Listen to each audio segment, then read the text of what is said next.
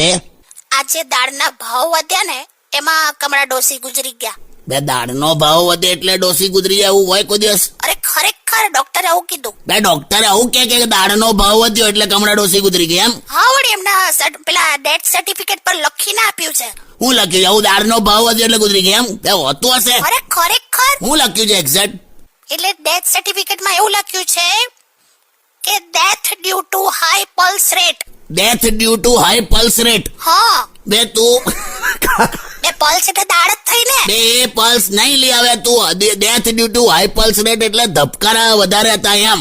Pulse એટલે દાળ થાય ને. આ એ અલગ પલ્સ યાર. તું વખત મેં યાર કોઈ દાળના ભાવના લીધે મરી જાય? ધબકારા વધી ગયા એટલે થયું. આનું શું કરું લા?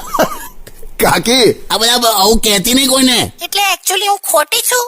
સાવ ખોટી છે.